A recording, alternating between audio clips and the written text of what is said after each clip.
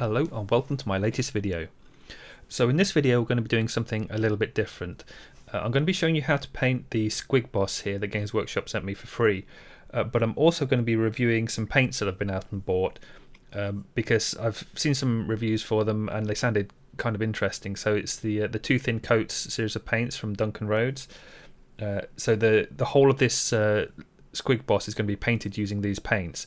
And these are ones that I've bought myself as well, so it's not like I've been paid to or sent them for free or anything. These are all things that I've just wanted to try out. So I'm going to tell you exactly what I'm doing with the paint.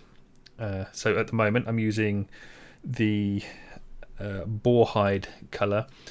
You'll have to excuse me getting the names on these, so this is the first time I've seen the paints or anything, so the names are completely alien, but I'm going to try and give you the equivalent for Games Workshop as well. So the boar hide is, I'm pretty confident, the same, or trying to be the same as Fang brown. It's a little bit more red, and you can see as I'm applying it, so I decided to paint the face mask of the goblin in a non-metallic metal gold kind of style. And I thought it would be interesting as well because I'm just going to paint this the way that I normally would paint a model, but the properties of these paints are slightly different to Games Workshop and Vallejo, so the way that I use the paint I have to kind of tweak it a little bit.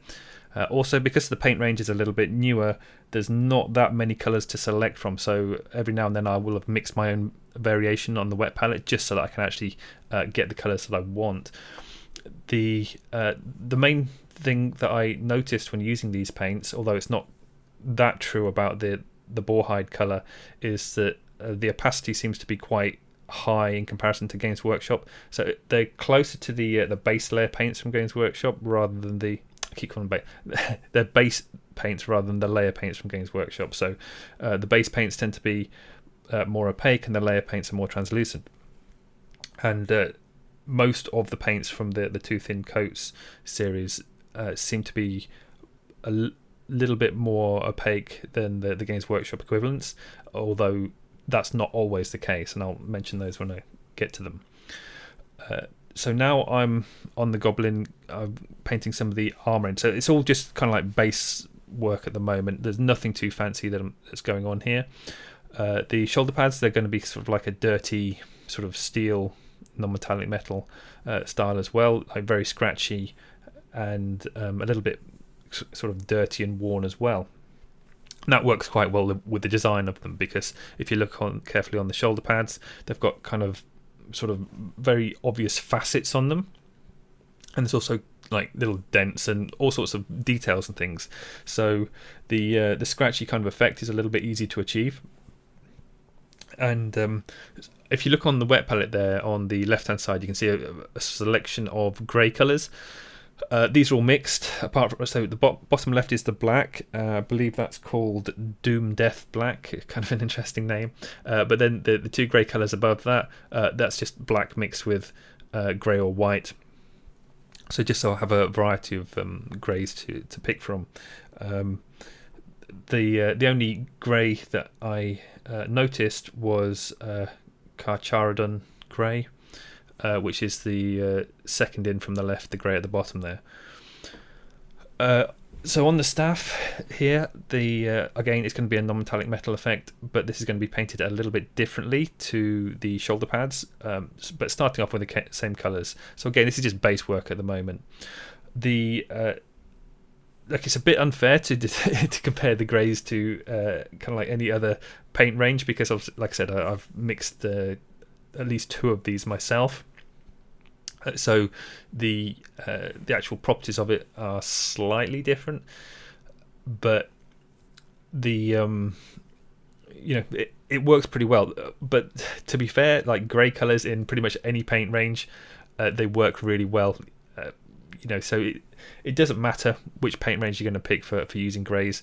I've never found any grey paints that are particularly bad. So there's no particular bonus for picking the Too Thin Coats colours for this. And then you can see on the underside of the curve of the hook thing, I've gone from boar hide again. I do like the boar hide colour quite a lot, actually. as I mentioned, it's very similar to Mournfang Brown from Games Workshop, but the colour's just a little bit richer. In a way, you could probably use it as like a highlight colour, but the other thing is, it's actually quite similar in terms of translucency to Mournfang Brown as well. So, but I think that the finish is more matte, and it might be a touch more opaque, but it's not massively different. So the negative thing for these two thin coats paints is they're very expensive. They cost more per milliliter than the Games Workshop paints, and the bottles that they come in are horrible. The one benefit of the bottles, I mean, it's not really of the bottles, but the packaging itself, is it does have a shaker inside, so the paints, they mix together really nicely when you shake them. If the paint's separated, it will mix together much more easily than other paints, because it has the little shaker thing inside. But the actual bottles, they're just horrible, cheap things. Like in comparison to the Vallejo bottles, these are much worse. Also, they're a bit opaque. I know that's quite similar to, not opaque, they're a bit sort of cloudy, so you can't see the colour of the paint through them very well. So the boar hide colour it looks sort of like a very pale brown when you look at the bottle, and then when you see it on the wet palette, so it's the middle right hand side paint, it is really rich and vibrant there. So you do get a very poor idea of what the actual colours look like. The Games Workshop pots are a little bit better in that regard. They're not perfect because they're still a bit cloudy, so you see through them. But you can still see a bit more clearly what colour you're actually going to get when you open the bottle. And the Vallejo ones as well, when comparing to model colour, they're a little bit more see-through, so you can see what colour paint it is. The only other thing I would say is, so I've just been and got the new Vallejo game colour paints, and I'm going to do a different video review for those. But the bottles on these are fantastic because you can see exactly what colour the paint is. They're completely transparent, the cases. But yeah, so I'm not overly impressed with the cases, and I mean the bottles and the price of the Duncan paints, but the actual paints themselves, they do seem to be quite nice to work with. Just to talk about what I'm still doing with the Goblin at the minute, it's pretty straightforward at this stage, and it's very similar to what I normally do when adding a lot of texture to a model. So I've just been pretty much using the greys that you saw on the left that I mixed in, and it's just sort of scratchy work all over, picking out the edges for definition. For the first stage highlight that I'm doing on the hook, it's wait, let me check the paint. Wolf Grey. This one is Wolf Grey mixed with white. So if you look on the wet palette there, it's the second from the left, one and then one down. That's the Wolf Grey base colour, and then above that it's the white that I've mixed it with. So I'm actually not using the straight Wolf Grey from the pot. I have mixed it with the white to get this highlight colour, because the first stage highlight that I'm using on the hook is a lot lighter. It's lighter than the greys that I've already used as the base colour, so I needed it as a highlight colour. And the idea of it being blue is it reflects some of the sky colouring. The Wolf Grey, fine, again, really nice colour, nice flat even coverage, and it has a nice matte finish. Most of the colours actually from this Two Thin Coats range have really nice, not completely matte, but sort of a not quite satin. They're more matte than satin anyway, and they're really nice to work with. My suspicion is that they wanted to get the Two Thin Coats kind of philosophy into the paint, so that you would only need two thin coats to get an opaque finish, and that does seem to work pretty much as I would expect. And I must say, actually, the the white star.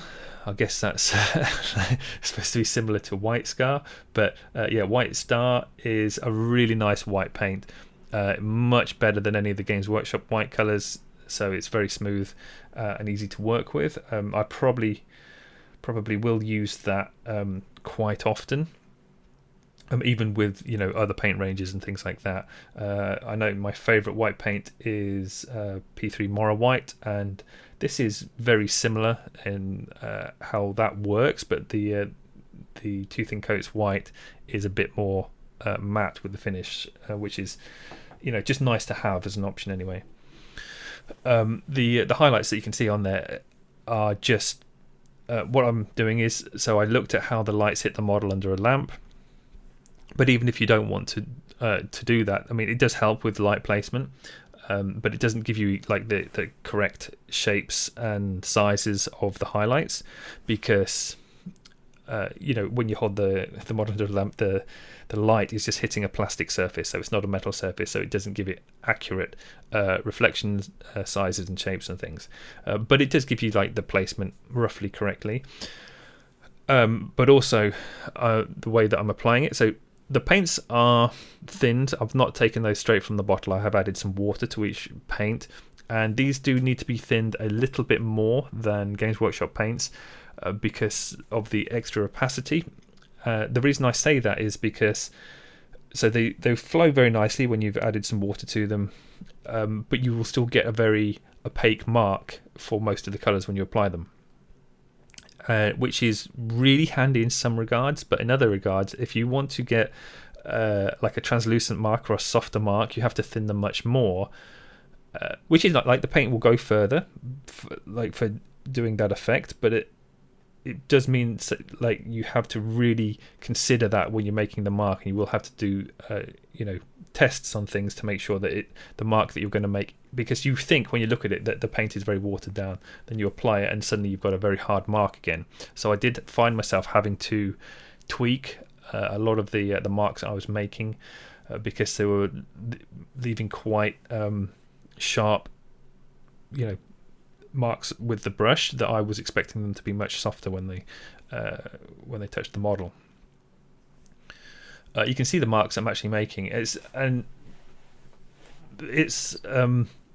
kind of interesting because the brush obviously is a small brush. This is my old Artist Opus size 00 brush, and this is quite worn out now. So it's lost additional hairs off of the bristles, but it's still got a very sharp, well, not very sharp, but a reasonably sharp point.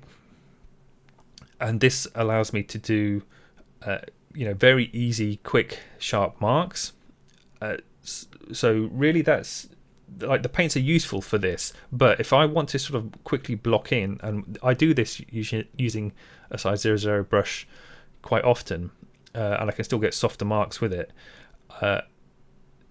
it just I don't know, I just found it very irritating that I had to thin the paint more, but it is just more of like a learning curve. So if you use these paints a lot, I'd imagine that it would just come naturally.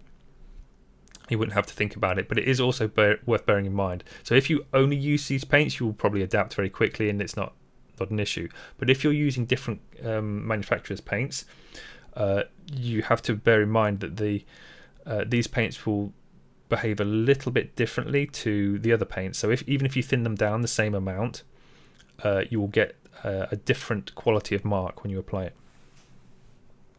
I don't mean quality in good or bad, like just a different, it'll be a bit of a harder mark still.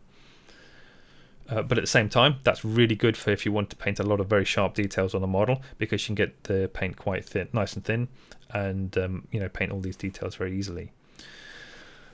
So now for the next highlights on the hook, so I created what I thought would be close to an ice yellow colour. So I mixed it on the wet palette there, and it's the second from the right in the middle. And that was made using, I think it's one of the yellow colours. I'm not sure. Maybe dark sun yellow, or Skulker yellow, and that was mixed with white. And when I looked at it on the wet palette, that looked very, very similar to ice yellow. When I applied it to the model, because of the extra sort of opacity of the paint, when I applied it, it looked way more yellow than ice yellow is. So I then had to go back and with the... Well, first I'm adding white over the top of it, so that desaturates the colour, and then I have to go back also with the wolf grey mixed with white at the edges. And trying to use the opacity of the paint. I'm also mixing in some grey there as well. I remember that. What that was, Carcharodon, whatever. That was the the grey that I had to mix in at the side, and it's just knocking back the yellow a bit. But even with doing all these things, the yellow is still very visible. So again, this is another thing that you will kind of adapt to, but it is worth bearing in mind that the colour can be a little bit stronger than you anticipate. So if you just want to add like subtle little yellow marks to the piece, which is what I was intended, like I didn't want like really strong vibrant yellow, but when I applied it, it was like kind of annoying how strong the colour was, and that then meant that I had to do a lot more work just to go over it and knock that back again. Now, you might say, oh well, you could just add more white to it to get the effect that you want. The thing is, if you add more white, that does desaturate it, so it becomes less yellow. However, that makes it a lot lighter. Like it's kind of like the right level of brightness I wanted, but it was just a thicker paint. So it's more of a case if you have to either water it down a bit more or add some grey to it. And kind of like I'm adding grey in the afterwards, so doing kind of like a similar sort of thing, but again it's more work from what I expected, but as I keep saying, you will adapt to these things. Obviously each paint range is different. It's just that I've been using the paints I have for quite a while, and these were giving me different results than I expected.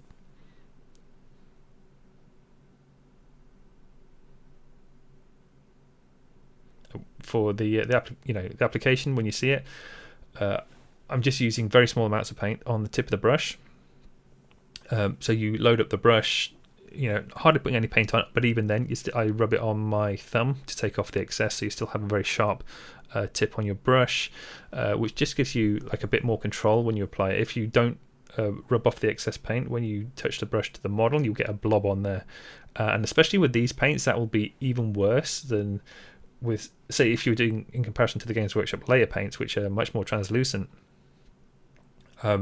You will have a lot of pigment that you've got to kind of clean off the model, and it'll be much harder to fix by having that blob on there, where if the paint's more translucent, it might look stronger when you first apply it, but it will, as the water evaporates, it becomes much more translucent then, and so basically you get a softer mark. So these are less forgiving if you make mistakes, because the marks are so opaque when you apply them, then you have to spend longer trying to get rid of them.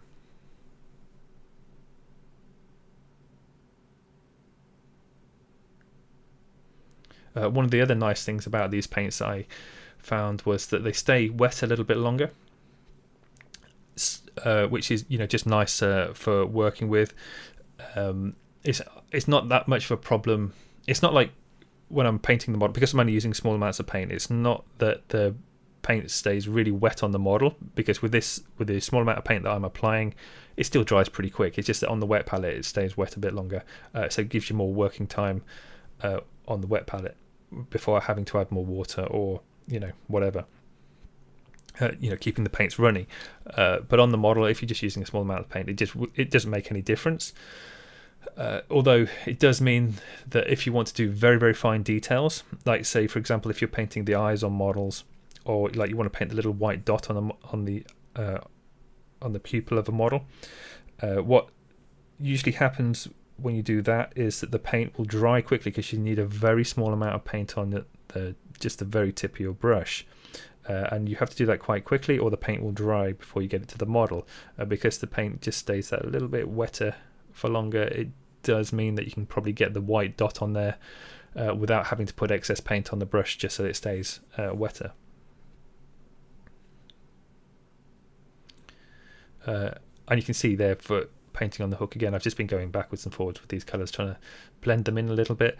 So this isn't sort of like a super high-end painting. He is a boss level character, so I did want him to stand out a bit. He's, I'm spending a bit longer on him than I would for a tabletop piece, but not so much that I could enter him into a golden demon or anything like that. But he is I am spending a reasonable amount of time on him, and that's part of the reason why this video is so long, because he's just so many, even though he's a small model and there's not that many varying surfaces on him, it does take a while to paint all these details in. I'm only showing you the front side of the hook as I paint that. You will see, like particularly towards the end of the video, parts of the model will suddenly appear filled in that I haven't showed you. Like it took me a couple of days to paint this, so I can't fit all that into one video, but parts do get painted off screen, but I try and show you as much as I can for the different areas so you get a good idea to replicate it. And the other thing is, so just because I'm using the two thin coats paints to paint this, you can use like all these techniques and things using other paints as well. There's nothing particularly special about these paints that you can't do with other paints. It's not like they are a revelation in terms of new paint. They just have slightly different properties. That I find, particularly like the white is as I said, really nice to use. But considering the cost of them, I don't know if I would pick up the whole range. I mean, I wouldn't pick up the whole range because there's just no need. But there's a couple of paints that I do really like in the set, particularly actually the Dark Sun Yellow. I'll get to that more when we come to the face paint for the non-metallic gold, but generally they're very nice paints, but I don't know if they are that different from the Games Workshop base paints to make it worth it. And again, similar for Vallejo. Like Vallejo is cheaper than both Games Workshop and the two thin coats, kind of like significantly cheaper than the two thin coats, and you get a lot of paint in the bottles, and the bottles are nicer. So because of that, I don't know really if I would be that concerned with getting the two thin coats paints. But as I said, there are some really nice paints among them. But yeah, I mean that's going to be like my view for most of the paints in there. You can see here I'm back to the white on the hook, and as I've already mentioned, the white is, it's just a really nice smooth paint, a very nice finish on it. Though, I mean, generally speaking, the whites from Games Workshop are awful. They look like sort of cottage cheese in the pots when you open them, and they need a lot of mixing to get this nice smooth finish. Whereas the white star paint, when you straight out of the bottle, small amount of water just to thin it a bit so it flows better. And all of these paints you need to thin them to use it. You don't really want to be using any of these from the bottle unless you're doing some like very harsh dry brushing. But then that is very similar for the Games Workshop and Vallejo colours too. You shouldn't really be using them straight from the pot because the paints are too thick, unless you're doing very specific styles of painting that need such heavily thick paint. Then you should be thinning them anyway.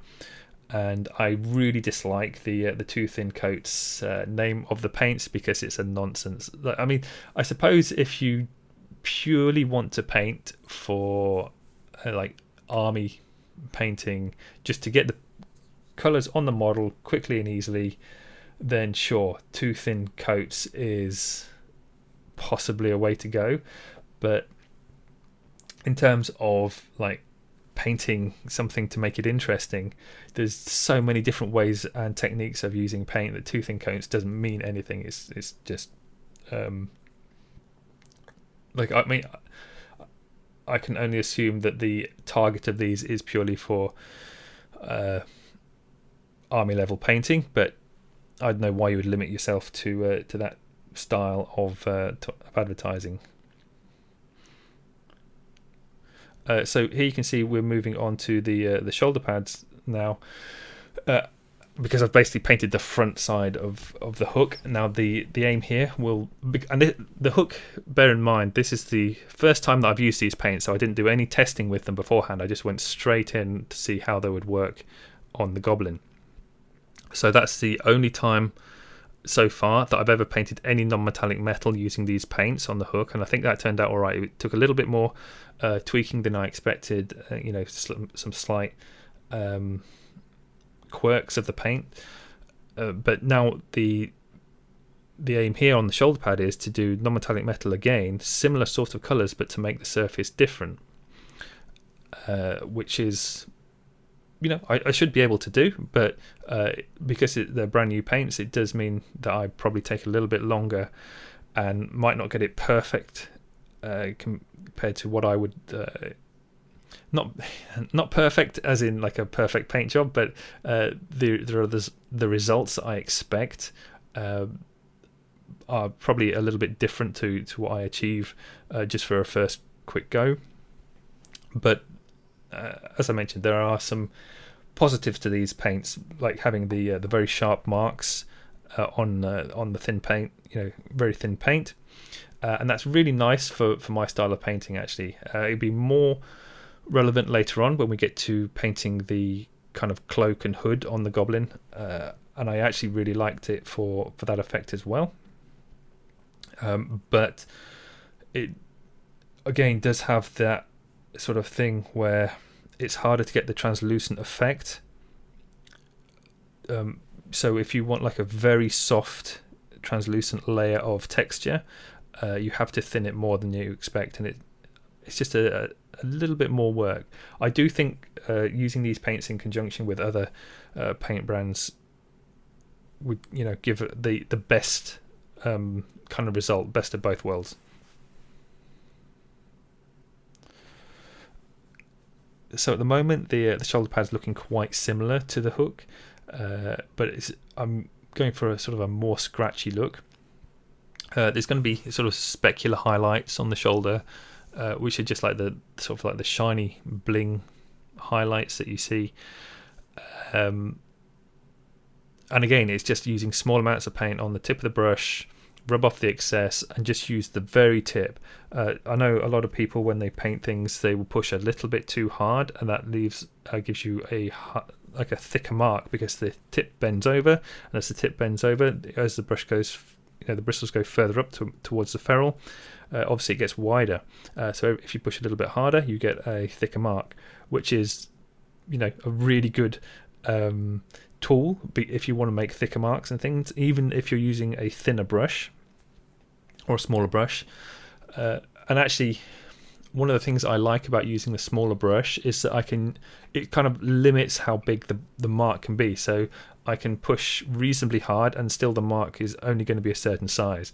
Whereas if you go up to a, say, size 3 brush when you're painting, sure, the tip might be the same for doing fine detail work, but if you push a little bit harder, you make a much larger mark than you could make with the size 00.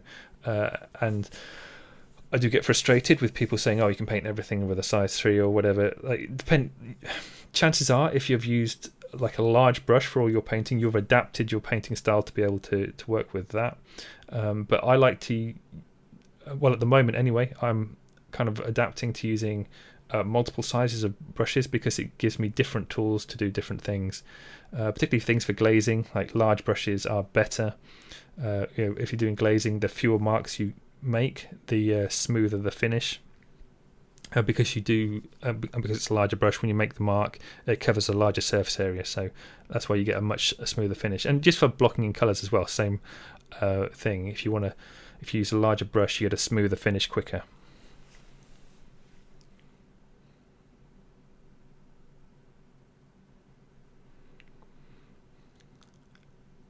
I mentioned earlier on, for the shoulder pads, they have these very obvious flat shapes on them, I'm not entirely sure why the goblins make these hard edges on their armor, but it does mean that you can pick them out. What it kind of amounts to is that you're edge highlighting a lot with it. I'm not super keen on strong edge highlights on things all over because they're not very realistic, but if you have a hard metallic edge, it will catch more light, so it is more natural to paint the edges on these things. And also bearing in mind, because the models are very small, and if you're using them on tabletop, but even then, even if you are doing display level painting, you do need to have a certain level of clarity on an image, on a model, so you can kind of see what's going on. Then a little bit of edge highlighting can help bring out the detail.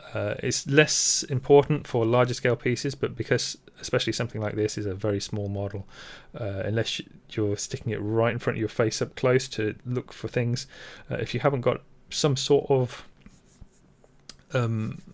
like definition on the edge, then it kind of gets lost and you lose the clarity of the detail.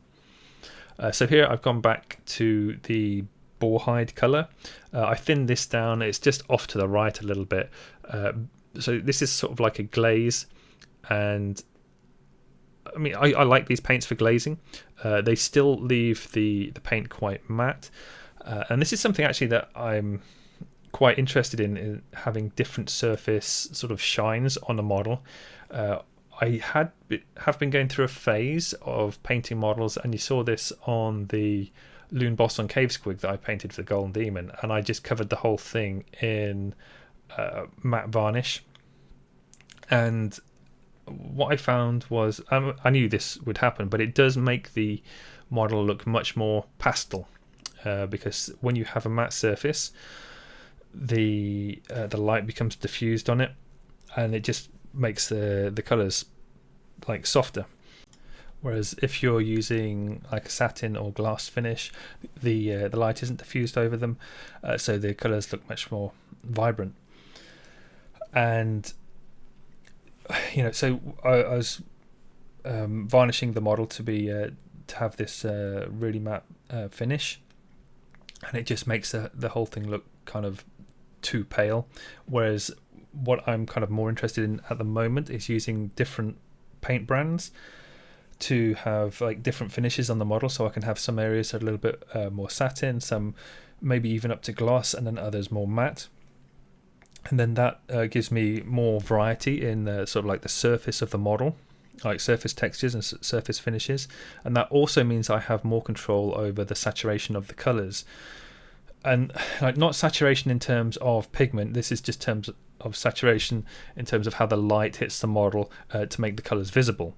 So for example, if you had like a Land Raider, you sprayed it Mephiston red, then half of it you did like a gloss varnish and half you did with a matte varnish. Even though it's the same pigment on both halves, the gloss varnish will look like super deep, rich, like it'll look fantastic, and then the matte half will look very soft, a little bit pinky.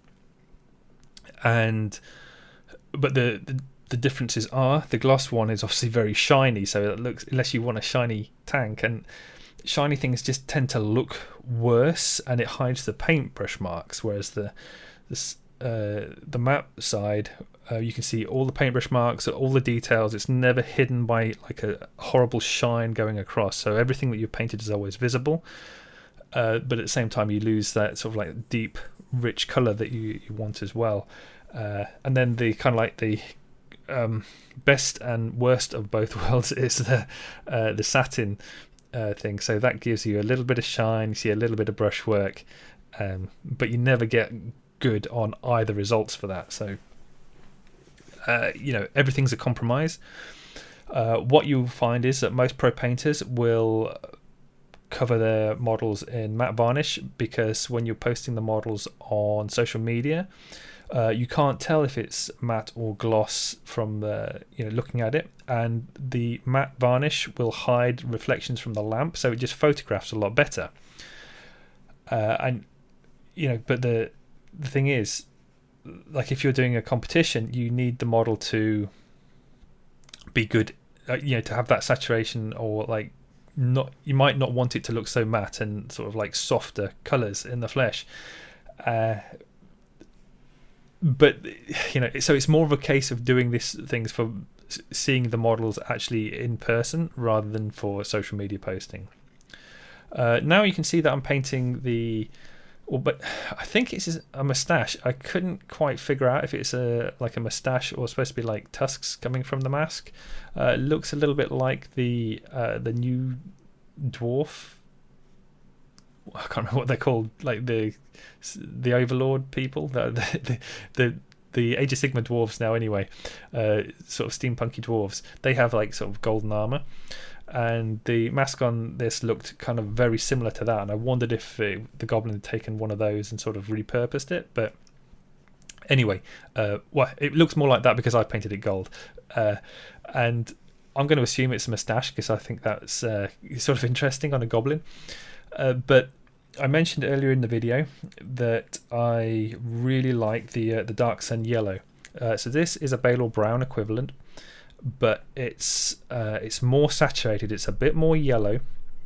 The opacity is higher. So in many ways it actually works as a highlight to Balor Brown.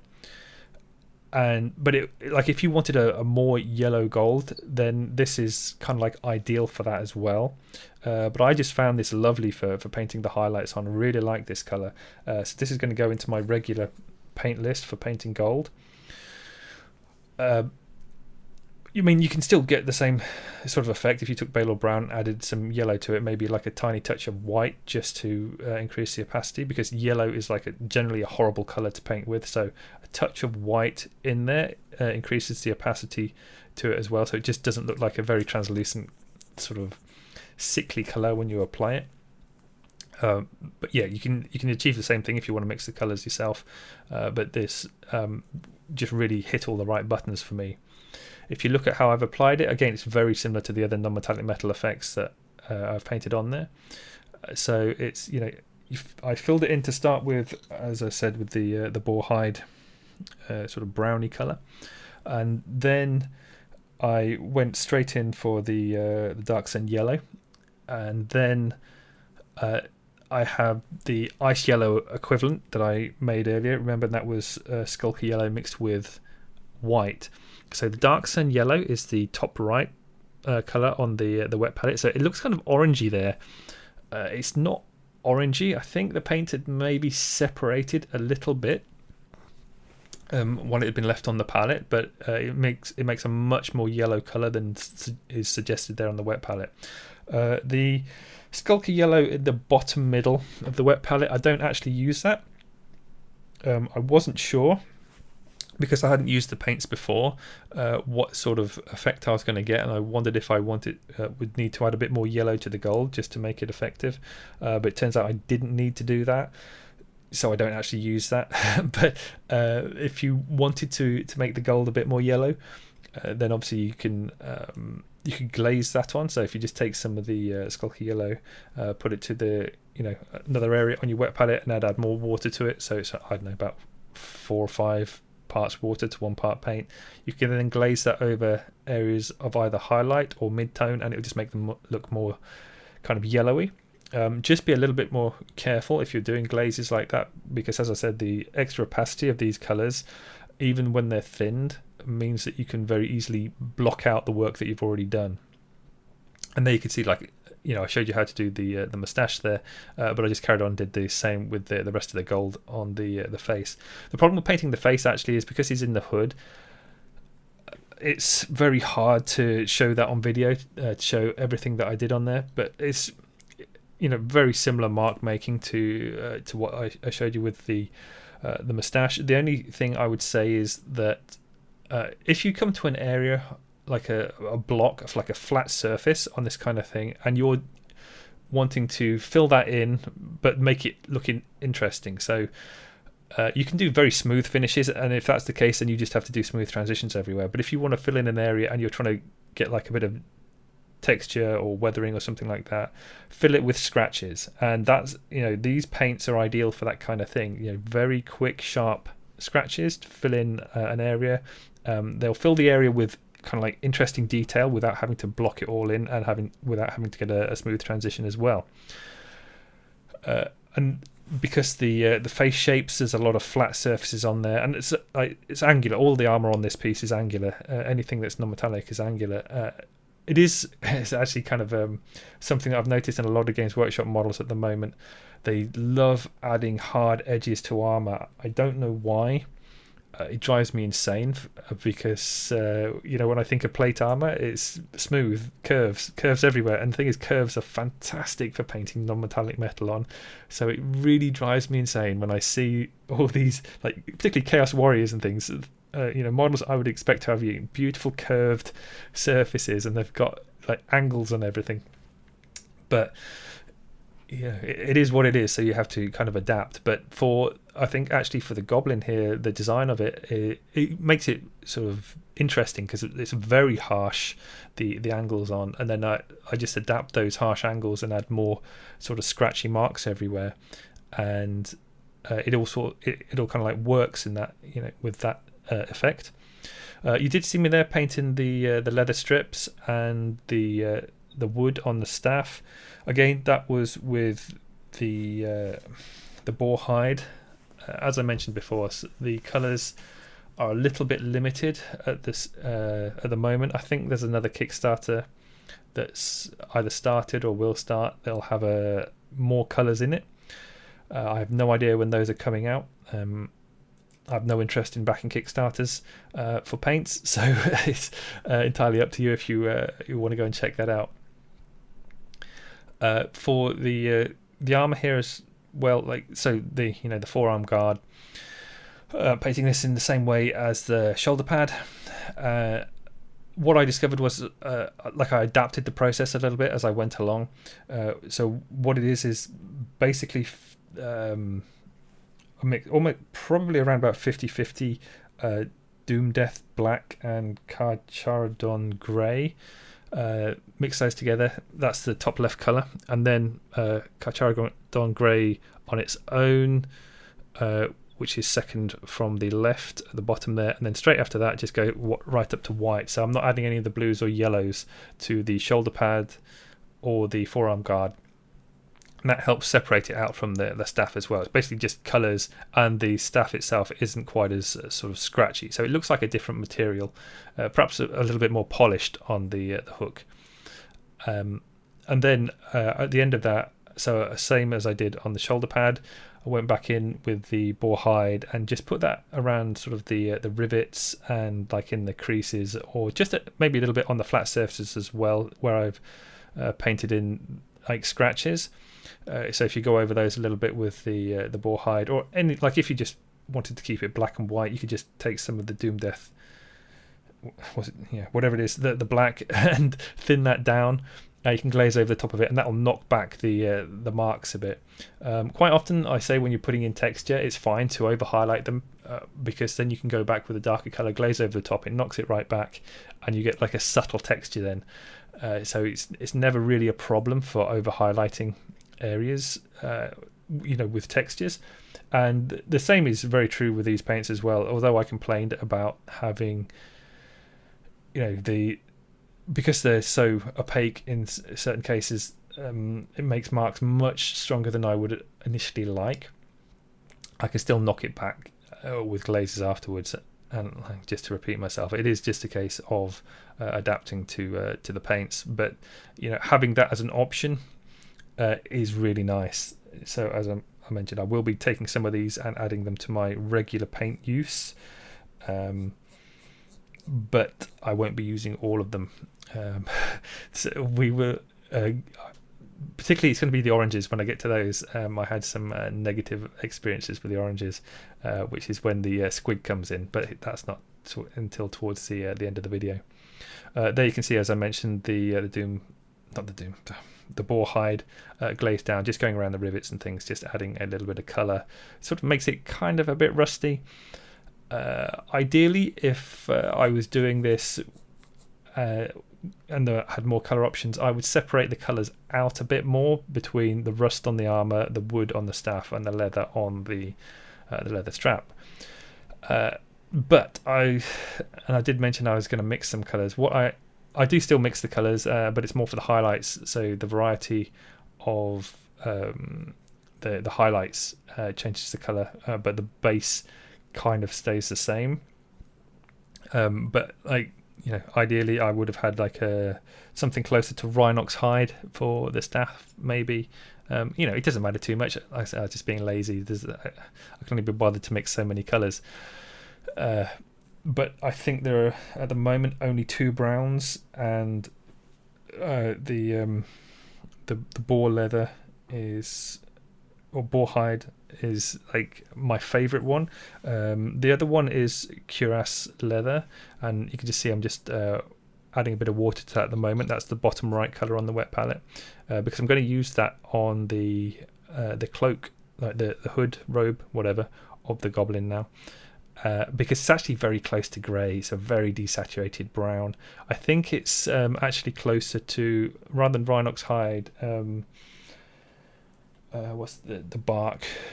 The bark colour anyway from Games Workshop, and this is very similar to that.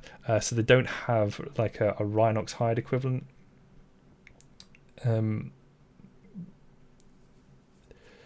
Or have I got this wrong?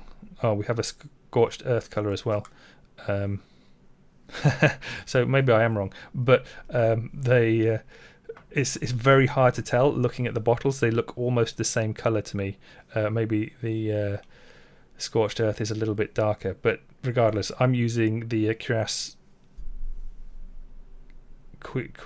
Sorry. One day I'll be able to get paint names right.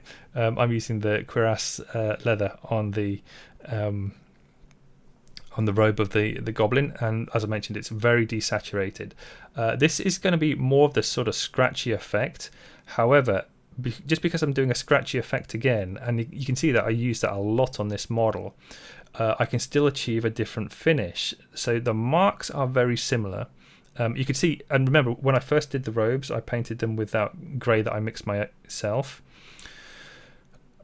So that sort of like give you some base work, a base to work on, but not that important. If you wanted, you could still go straight in with the cuirass leather, and start, because it looks very, very similar to the grey that I already had.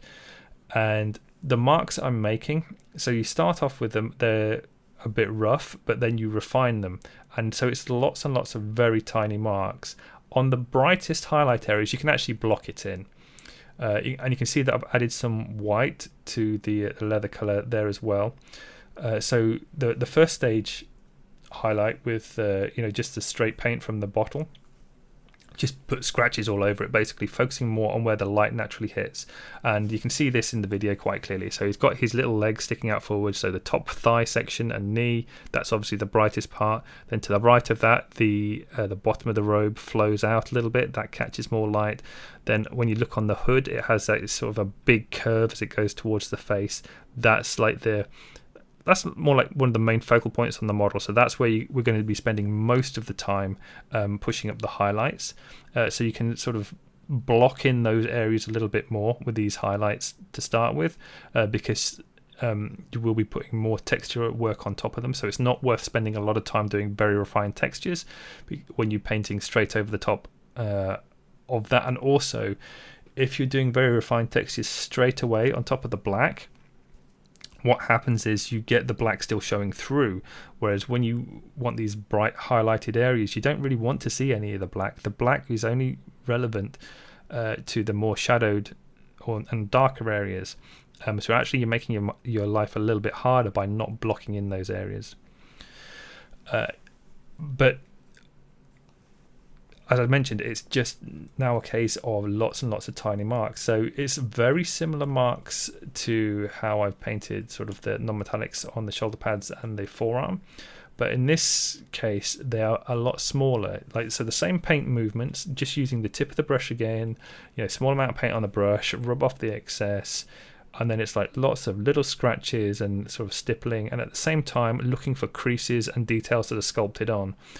So you can just add a bit more detail, and it also makes more sense. Sometimes I ignore the sculpted on detail when they're like subtle creases or whatever, it purely depends on how I'm painting it and if it looks interesting or not. But it can sometimes look a bit weird if you've ignored them and just painted over the whole area. Now you can get away with it for photographs as well, especially if you have a matte finish, because the light won't catch those details very strongly if it's a matte finish. If it's a glossy finish, or you're looking at it in the in real life rather than on a photo, then you will be able to see these details because you can just naturally see them, especially because you're moving the model around, so light will still catch on them more subtly.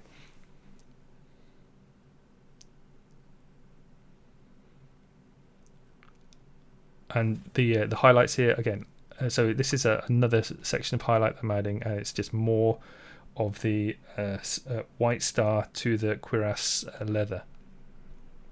And as you can see, like, it hardly looks brown. It's a very, very desaturated brown. Like, it's a nice color, nice to work with, but it's as I said, there's not really a match for the Rhinox hide unless there is a new Kickstarter.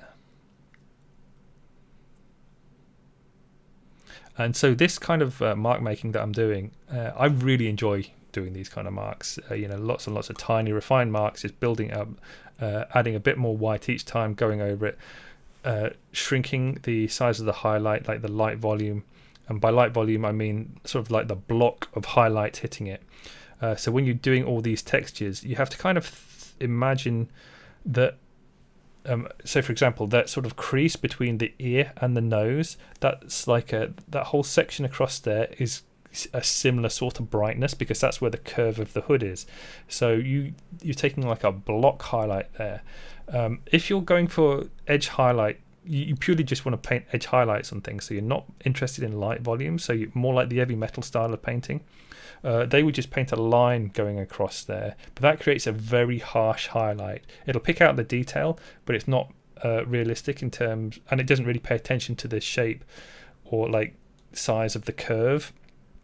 Whereas when you're painting a light volume on, you're actually trying to pay attention to the shape of the sculpt and make the light volume either softer or like tighter, or if you have to do like a very large block of highlight and then blend it in very quickly at the edges, going from the light highlight to the shadow, things like that. I prefer using light volumes for highlighting, and then picking out a few edges in with edge highlights as well. So it's sort of like a combination between the two, just so I get a bit of the detail and also the shape of the surfaces as well.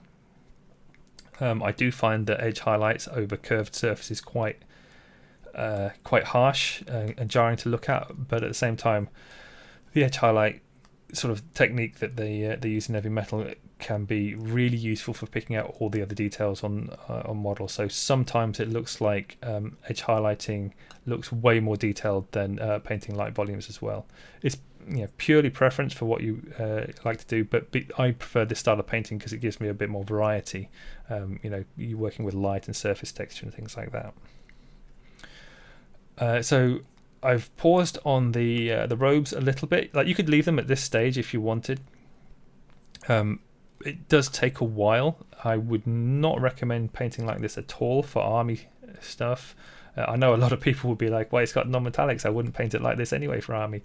Not really interested, but I am painting all of my goblins with non-metallics, even the lowly grots and things. So, but it's a much quicker way, so it's not refined. But if you look at it like from a distance, like you would see it on the table, then I go for a very high contrast look, and I think it stands out quite nicely. But if you don't like painting non-metallics, then I mentioned this in another video. You probably wouldn't enjoy this video. But so now I've gone back to the hood again after I quickly painted in the ears. The ears were painted with ethereal green was the highlight, and I think emerald green was the base color. The emerald green had kind of crappy coverage, like it was all right. All the paints still have the same kind of finish. They all have that slightly matte, really nice smooth finish to them, which I really appreciate. But the emerald just didn't seem to have the opacity of some of the other colours. The ethereal green, that was quite nice, worked pretty well for the highlight for it. Kind of sort of similar to moot green, I guess. Not quite as yellow, but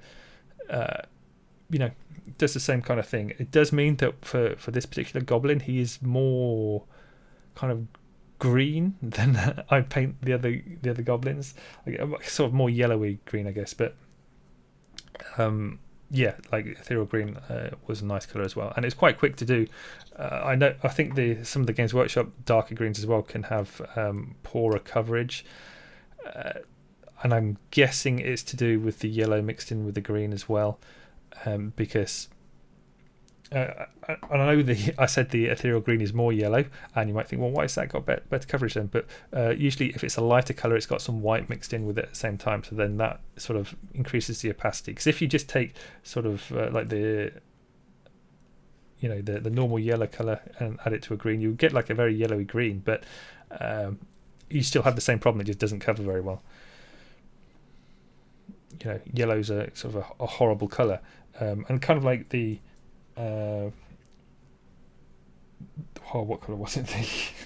The Dark Sun yellow. Why I like that one so much. So it's called yellow, but it's not. It's sort of a brown colour. So it's got some red mixed in, and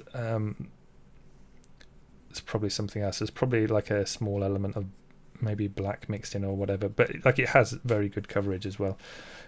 So sometimes you can get around doing these colours having poor coverage by mixing it in other colours that they still look like the colour that you want, until you actually compare them with like the proper colours. So like the Skulker yellow compared to Dark Sun yellow, suddenly Dark Sun yellow doesn't look yellow anymore, but if you have Dark Sun yellow painted on its own on the model, it looks yellow. You can see that I'm doing a little bit of kind of glazing. So this is I just wanted to add a bit of colour to the robe. I did find that the Cuirass leather was very, very desaturated. I thought it would have had a bit more colour to it than that. It almost, like I said, looked black and white when I was painting it on. So I went with the emerald green, and as I mentioned, that has crappy coverage as well. But the nice thing about that is, so it's a lot easier to glaze with that. You don't have to thin it quite as much. And it's going to add some kind of green element to the robe, which then works as a contrast against the leather colours, to the browny colours, because those are quite red, and also you'll have the Squig when that's painted up being a bit orangey as well, so you have like contrasting colours. But then I went in with the emerald green and just put a few dots on. Now when I did these, I did these quite badly on the video. I did have to go back and tweak these, and I tweaked these gradually. But the little green dots, they're like kind of like spores or something like that, just adding a bit of colour here and there. You could have other colours if you want as well, like maybe purple would be interesting. But I do actually paint the mushrooms on his shoulders in sort of a purpley colour as well. So it's up to you. But adding a bit of, just a few random colours in sort of the shadow areas, just for a bit of interest. So I didn't actually notice this when I first started painting the model, but he's actually wearing black gloves. I was a bit annoyed about that actually, because I was all set to paint fingernails and things on him and creases in the flesh, and thought that would be quite cool. But actually it's just wearing some leather gloves. I just went for black because I thought if I painted them brown leather, then that would kind of clash against the wooden staff. And I was just being lazy as well because I already had the grey paint on there. So I'm going straight in with the mix where it was roughly 50-50 Doom Death Black and the Carcharodon Grey. And pretty much edge highlights for these. So I'm painting the gloves in sort of a shiny black way. What you'll find is when you're applying this, you have to do these quite thin lines. Then I take the highlights up, so again through the grey up to white, with white as final dots on it. Keep the lines as thin as you can. If you make them a bit too thick though, don't worry, you can go back with the Doom Death Black, cut into them so you get like a very harsh line, or you can thin it down to a glaze again and just sort of glaze up to that. That'll give you a softer transition. but it makes the gloves look more shiny with a harder transition. Remember, these are quite small as well, so you don't really need to do the soft transition. Like if you were doing this for, let's say, a Golden Demon or whatever painting competition, you need to spend a bit of time getting smooth transitions. So even with very sharp, bright highlights, you have to do a transition at the edge. So it'll look probably fine in a photograph or depending on how you take the photo. You might have seen like certain memes on the internet where I think there was one where someone painted white lines on someone's legs, and when you first see it, it looks like they've got like shiny plastic sort of wrap on their legs or whatever, but it's actually just white paint painted on. So it looks fine when you first see it, but then actually when you know what it is, you can tell that it's paint, and you don't get any of the glow from the paint. So what you are doing with the little transitions at the edges of these bright highlights is you're giving it kind of like a specular highlight, like that sort of kind of glow effect at the edges, because when you get a glow, it always sort of fades out at the edges. It's never like going from like a hard line from one color to the next. I painted in like some so you can see they're just either side of the glove. I did paint it in the sort of the ropes, and these are painted the same way as the rope around his middle as well. That was, I think I just painted that in actually with the Dark Sun Yellow, and that's pretty much all it was. What you'll find is like it's a bit high contrast. I'd be tempted to mix in some of the boar hide with that for a start, and then use the Dark Sun Yellow as a highlight. But I just went straight in with the Dark Sun Yellow, and all it is slightly angled lines or dots in the case of the wrist one, because they're so small, and just do them like lots of parallel lines next to each other going around, like not horizontal or vertical, keep them at an angle, but just do a load of those going all the way around. It's quite simple. Now for the mushrooms on the staff, I wasn't too sure what to do with these. Then I thought they look kind of similar to some of the mushrooms on the cave walls in Skyrim, so I thought I'd just paint them kind of like that bluey white colour. So again, because I was feeling lazy, I had the colours on the wet palette, so I didn't have to mix anything new. For the base colour on these, I did go straight with the wolf grey, so I guess this is like a rip-off of Space Wolf grey. It's kind of like a baby blue colour, a little bit desaturated, got some black in it, but covers really nicely. And then so just blocking the whole thing to start with. Then I'm going to paint in the wood grain effect. Then I'll go back and paint those off. So I'll keep jumping around the models, but I think you get the idea as I go along. So I did use the artwork as reference for this, because when I looked at the artwork on it, I really liked the highlight next to the hand. So it's like extra highlighted there. It works like a focal point, drawing your eye to the middle of the model. And this is, again, it's the boar hide, and I've just added some white to it. Now normally if I was doing these things, I'm probably more likely to use ice yellow normally for adding highlights, just so I can add a bit of warmth to coloured highlights, but because there was no ice yellow equivalent and I didn't want to mess around too much, I was just adding white to things. I mean, I already mentioned the boar hide is quite a nice sort of vibrant rich colour, so you're still getting some yellowy kind of look to it as well.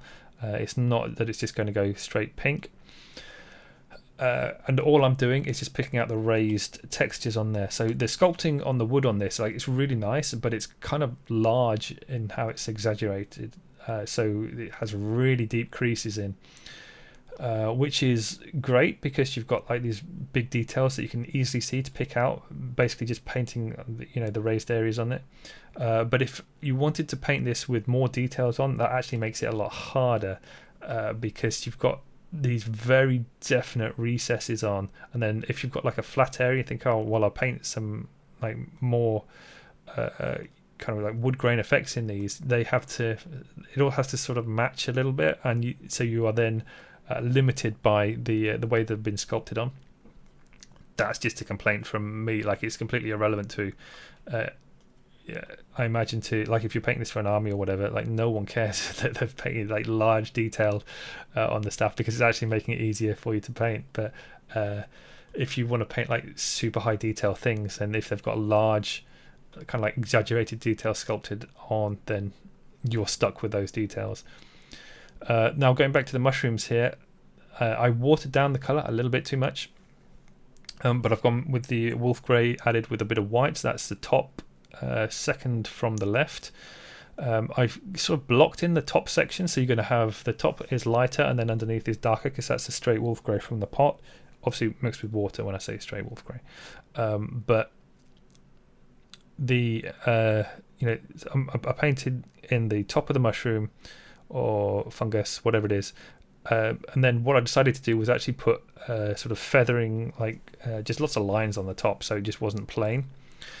You could do whatever you wanted with these, actually make them really nice and vibrant, fancy colours. I kind of like most of my models to be quite heavily desaturated. I make them very moody. I like sort of a moody look, and then use like bright highlights as focal points, and then you can have the odd spot colour that's more saturated. So you can see on this I've got obviously the face mask and the ears. They stand out quite strongly with their colours, whereas everything around it is a lot darker.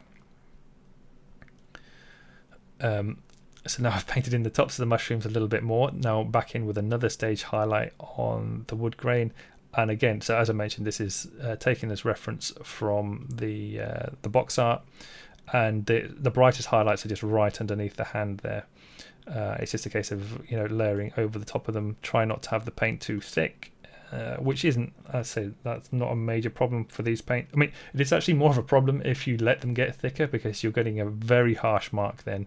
There's not going to be any translucency to it at all. Whereas if you had the paint a little bit thinner, then you get a nice clean mark, but a bit of a translucent element. Because what I like to do is, like with paint a bit thinner, do multiple layers, and you get a transition just using one colour as you build up the layers. Whereas this, you have to sort of work a little bit harder to get to use that sort of effect. So here you can see I'm just going to put in loads of little lines on tops of these mushrooms, and I take it all the way up to white as well. And also I paint in an edge highlight going all the way around, just to give them a bit of definition, because what you'll find is when you paint these lines going on, it'll leave kind of like a dot on where it touches the edge. So you just go around and pick out the or use the edge of the tip of the brush and just paint the edge highlights like that, because the edge will naturally follow the shape of the brush.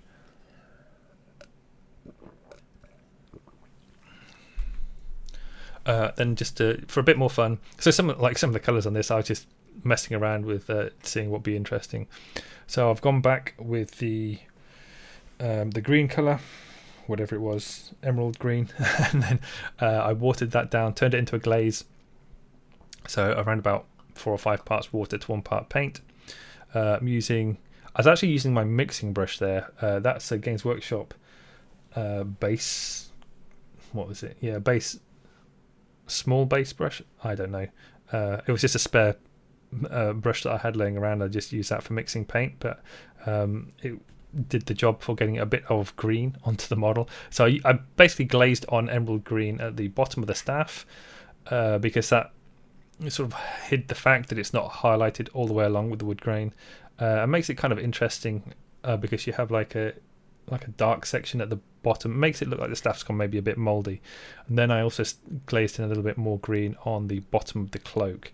Off video, I did spend a bit more time. You'll see towards the end of the video that the model changes here and there as I go along. But the bottom of the cloak, I did work it in a little bit better, just to so it looked a bit neater, but using the same techniques and same colours I've already used. The mushroom here, I've painted this in with one of the red colours. I think this might be Berserker red. It's hard to tell from looking at the pots. Yes, Berserker red, so I had to open it up to have a look. And this was all right. Like, the coverage wasn't as good as some of the others. I did find the reds a little bit underwhelming compared to the Games Workshop reds, but they still did the same job, and they still had that lovely kind of matte finish as well. I don't think I would swap the reds out for... I mean, I don't think I would take these reds over the Games Workshop ones, but you know, I have them now anyway, so I mean, I'll probably use them, but my favourite red is still Mephiston Red from Games Workshop. But, you know, this just gives me more options, I guess. This is sort of like a more pinky kind of red to it. You can see as well, so I started painting the boots that's standing on the mushroom. This is also painted in the same style as the shoulder pad and forearm guard, but because it's like very far forward, I put a bit more effort into making it stand out like as a bright shiny thing. It has very large angles on it as well, sharp tip on it, so the tip is quite handy because then I can use that as a strong highlight. I pretty much just picked out the edges on it, edge highlighting all the way around, apart from at the bottom, which shows a reflection of the mushroom colouring. The reflection is very strong the way I've painted it on there. I mean, it's not realistic, like that's basically a mirror finish with how strong that highlight is. It should be much sort of more diffuse, and you probably hardly see it actually with how kind of scratchy, you know, the way that I painted the rest of the metal on the armor. But it's kind of interesting. I always say this, but if something looks cool, then that's better than if it's technically accurate. So in this case, it's just like a little nice, interesting feature. But you know, I'm sure some people would tell me that it shouldn't be such a strong reflection. But you know, who cares? Here you can see like the front kind of crease and picking that out in the white. Just be a little bit careful with how you do these sort of highlights. Don't take everything up to white. Keep it limited. The less white that you use, the more effective the white is. If you pick out every edge highlight in white, then it starts to look a bit like a Tron kind of highlight. You know how Tron has like these glowing lines going everywhere, and that's sort of the effect you'll get if every edge highlight is taken up to white. It's so strong and overpowering that everything has the same weight to it. So here I'm going to be painting in same again, the like lines on top of the mushroom. This one's nice and big though compared to the ones on the staff, so this is a bit easier to see. It's actually kind of more fun as well. I'm starting off with a size 2 Artist Opus brush, and these lines I'm putting on, they're very simple to do. Not too much paint on the brush, like rub off the excess on your thumb, or you know, wet palette, whatever you use to just take the excess off, and then just draw the line towards yourself. So as you paint them, like kind of like turn the model round a little bit, and it's just lots of parallel lines. Well, not quite parallel, so they're all going to like a point in the middle. If you think of the middle, where the middle of the mushroom is, each line should aim to be hitting the middle of the mushroom, and then just go all the way around doing that.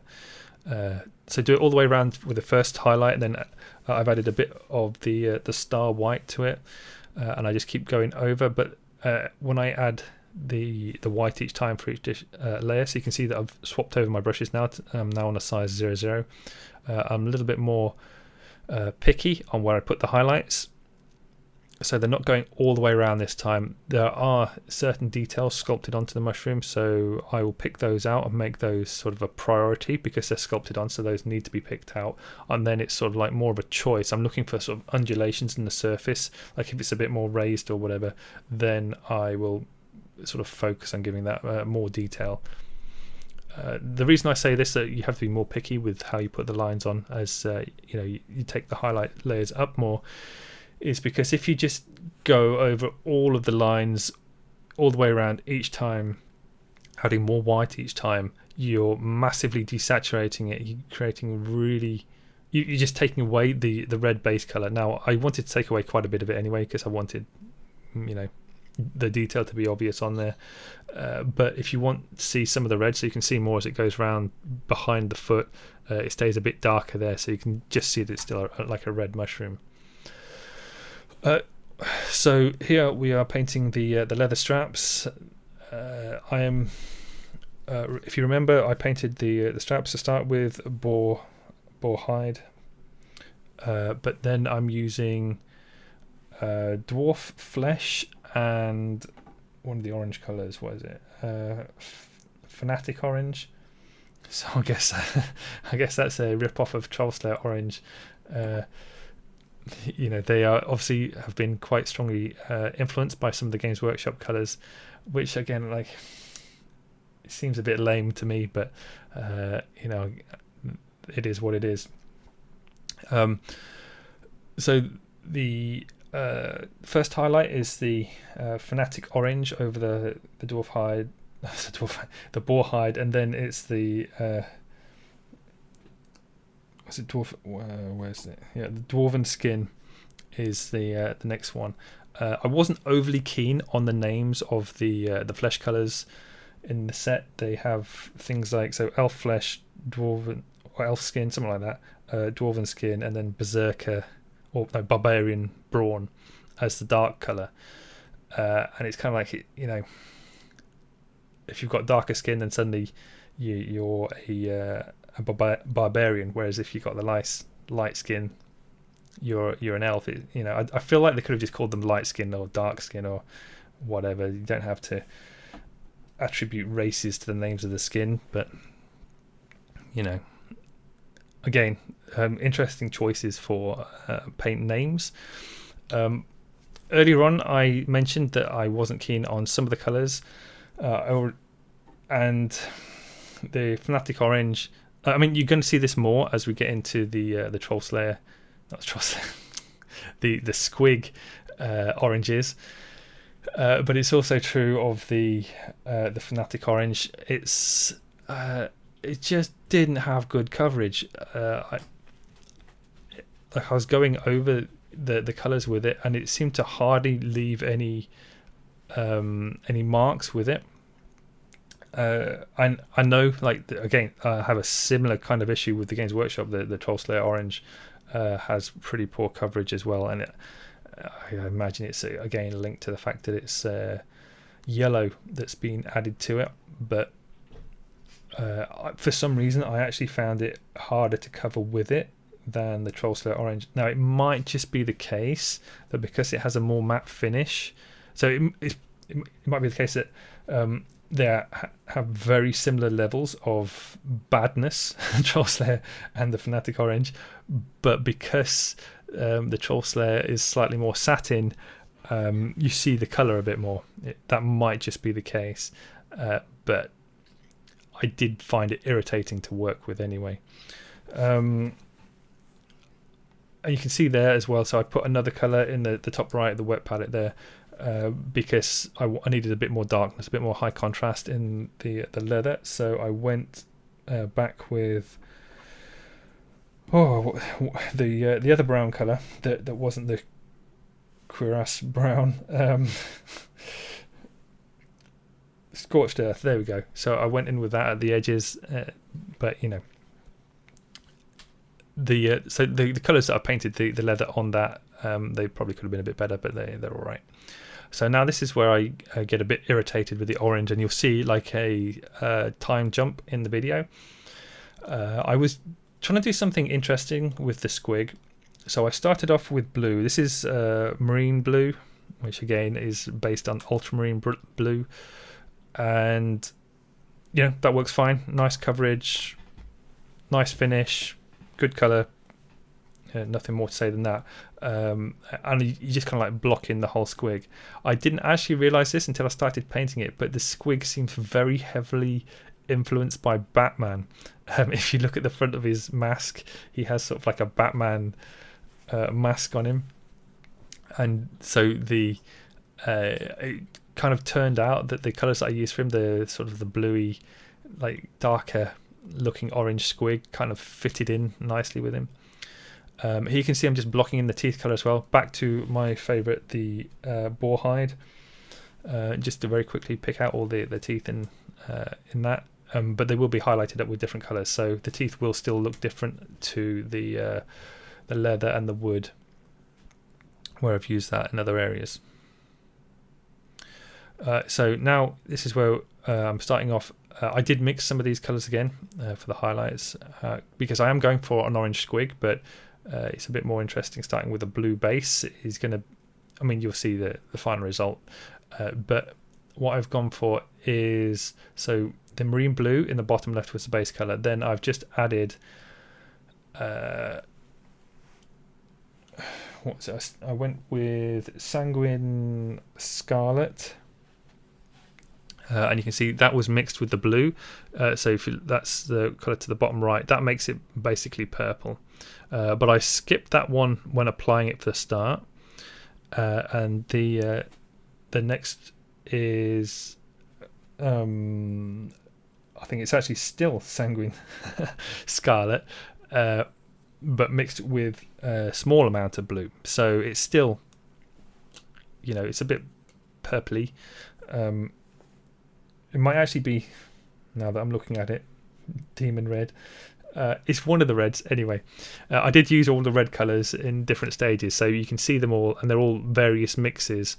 The only two colours straight from the pot on that section on the wet palette, so as I mentioned, the marine blue, and then on the far right on the top, that is the orange colour that I mentioned, the Fanatic orange. So and actually I was wrong then, the colour below that as well, there's orange flare below that. So there's only like 3 colours actually on there that are straight from the pot. The other ones are all mixed variations going from those two. So the other colours, as I said, there's Demon Red, Sanguine Scarlet, Fanatic Orange Flame. Yeah, those are the colours that I've used. So sorry about that. I have to keep checking the paint names, but so there's all these variety of colours. The first stage highlight that you can see here, applying it, just picking out the raised areas on the squig, there, it's quite easy.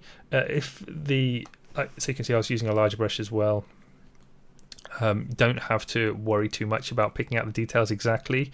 Remember how I was talking about on the non-metallic metal areas, like if you've got a section that is a bit plain, just add some scratches to it. I use the same sort of process on the squig, but because it has the orangey kind of colours on, they are sort of more translucent. They don't stand out as much, but it just fills in the area with a little bit of detail.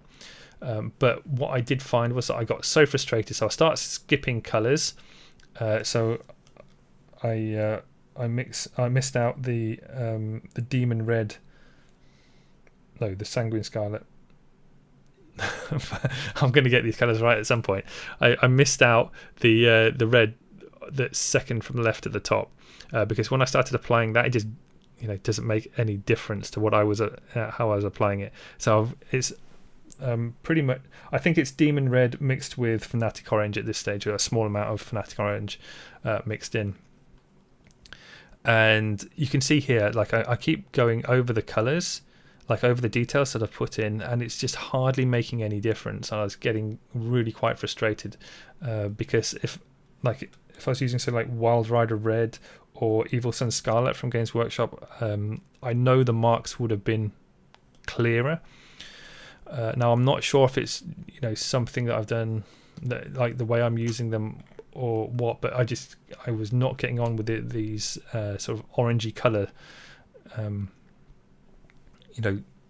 these marks that I was trying to make. I was having to put in a lot of effort to achieve the results I wanted anyway. So you can see that I keep going over the raised areas, and it was taking a lot longer than I wanted. And what I actually end up doing is I end up snapping, and then I just go to using the Fanatic Orange, which is the one on the top right. So I skip all the in-between ones, go straight up to Fanatic Orange, and just started painting sort of textured line work on the squig. So you can see that on this little section here, I've spent quite a bit of time doing it, but there will be a time jump in a moment, and I'll just have gone over all the detailed areas using the Fanatic Orange, and then if anything stands out too strongly, I will go back to the other mixes and use those to blend it in, basically like sort of glaze layers, which is that's a fine way of working as well. You can quite easily paint in like harsh details, kind of like what I was talking about with the other highlights on the model. So it's not the end of the world, but I just found the colors were almost not worth having. And you can kind of see there a little bit on the back of the leg where I painted in the highlight.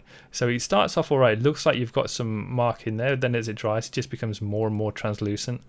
And like I sort of, because I'm getting frustrated, I'm trying to get more paint on the model just to make a mark on it.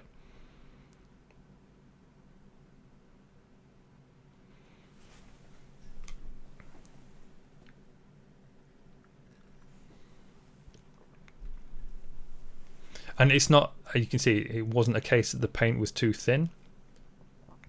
I am, you know, if anything, I'm using the paint a little bit thicker than the other paints that I've used on the model.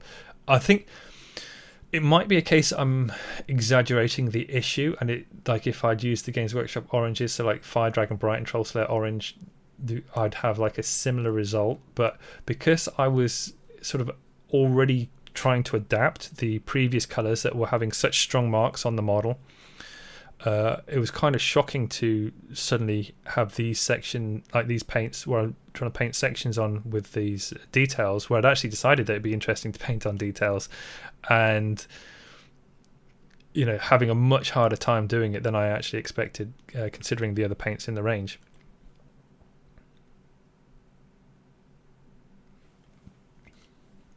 At the same time, though, the actual effect that I achieved at the end, I quite like the result. So you can, even if I'm not happy or I was getting frustrated with how the paints were reacting, it doesn't mean that you can't do something interesting with them. It's more of a case that, and this is true for all paints, once you learn what the properties of the paint are, then you can use it how you want. Like you know how it will work, and then you use that because you know that's how it works, rather than seeing what it does and then being annoyed that it doesn't do what you wanted it to do, even though you didn't know if it would do that to begin with.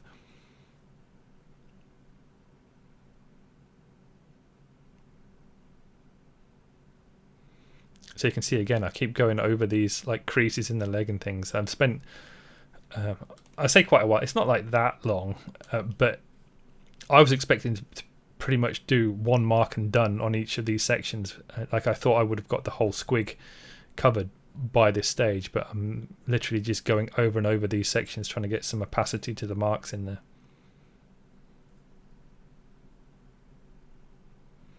And so now this is the brightest orange that I'm using, or like the brightest one that was in this this range that I could use, and this is the orange flare.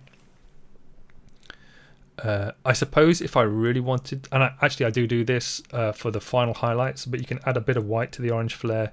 It'll make it much more opaque, because remember the white star, that's like a really nice paint, because it has like good opacity as well. So by adding that little bit of white to the highlight color, you can see that in the top left there, it really makes the marks a lot stronger. And you can see where I've applied it actually on the model. So there was that cut where I just basically covered the model in these lines with these brighter highlights, just so that I could get it done in a timely manner.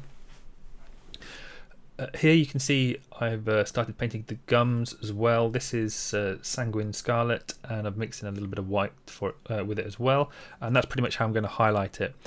It has the blue base coat underneath it as well, so that helps to kind of knock back any yellow element that's in the red, and then it's just a case of, like, you know, painting it over it and then adding a bit more white each time, layering it up, picking out the details. So it's quite straightforward to do.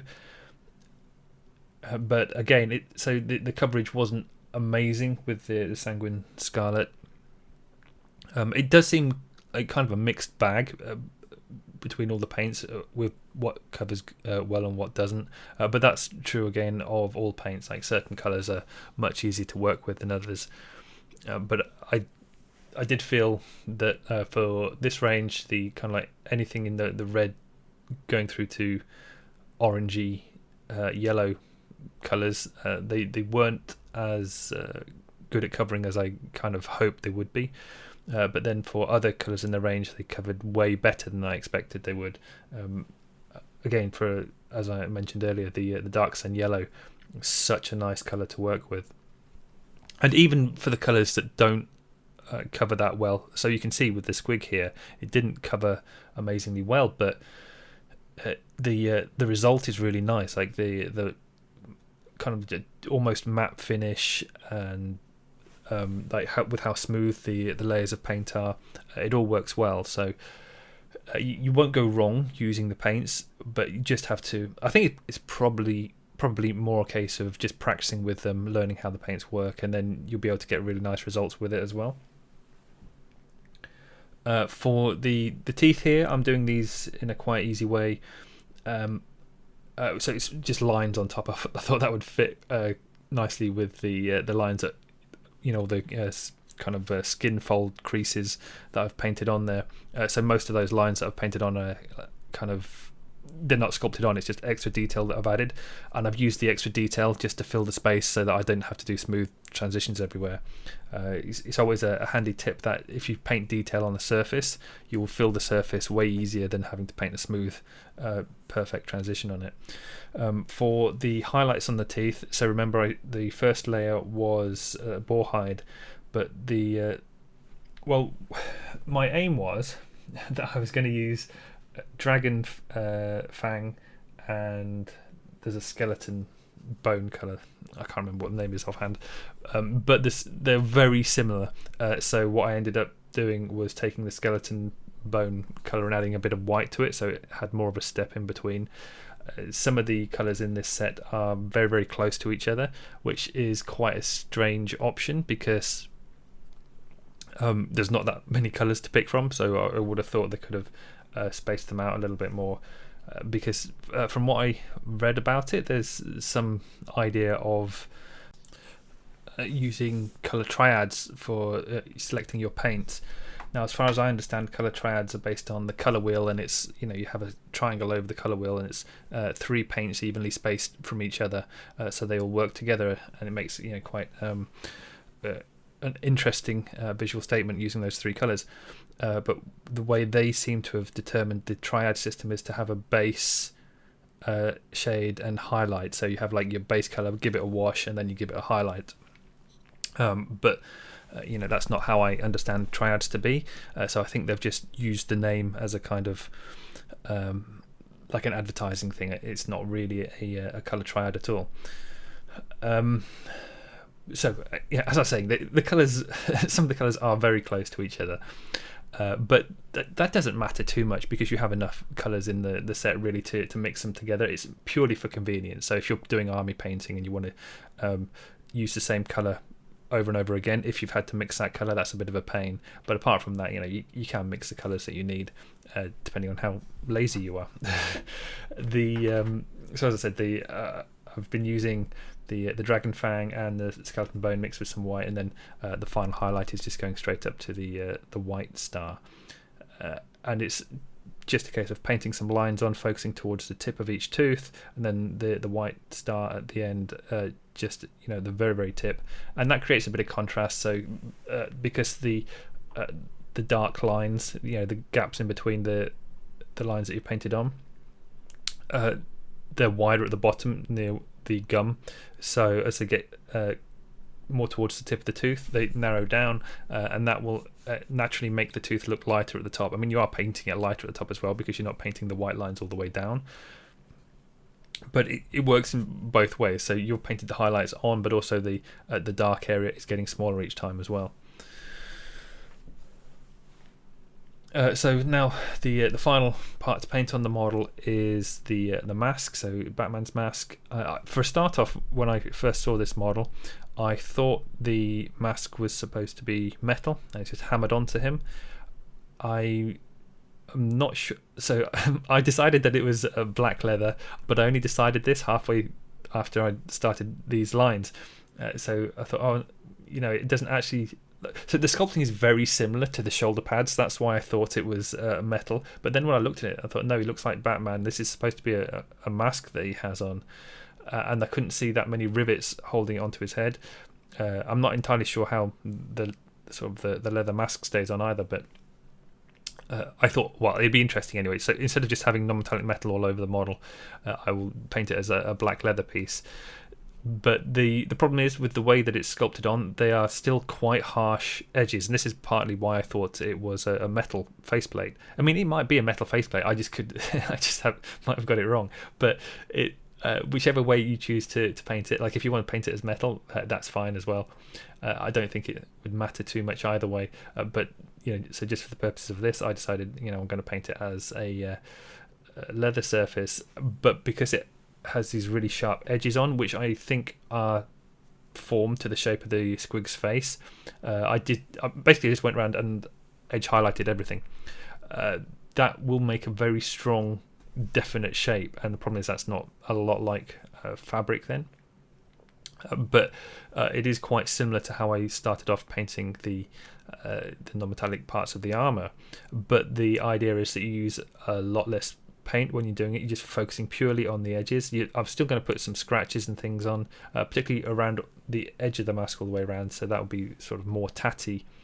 And this is going straight way using the Carcharodon coloured paint, which again is a really nice one, covers very, very well.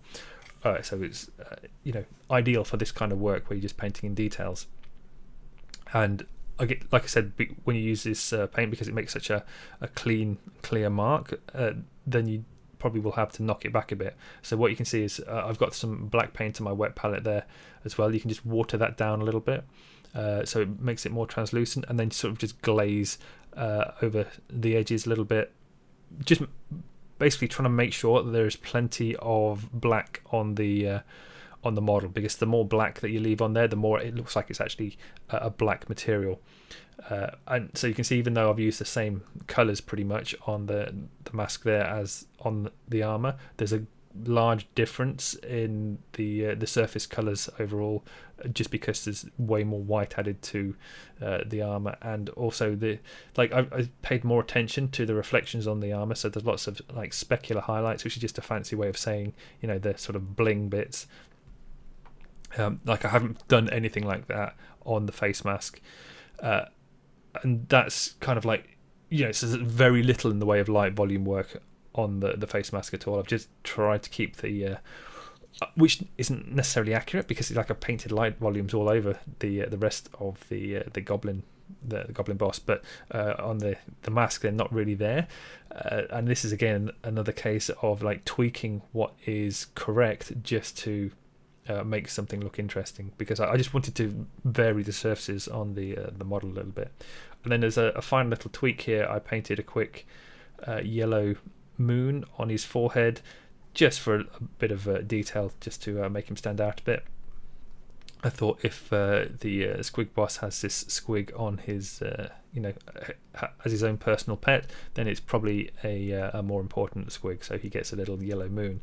And I freehanded that on using again the Dark Sun yellow, which again is, I'm guessing, a play on the Tau with Shadow Sun as the character model. So I don't know, I mean, I do find it a bit awkward that they've based the names of the colours so much on the Games Workshop range, but there's I'm sure it works as an advertising thing anyway.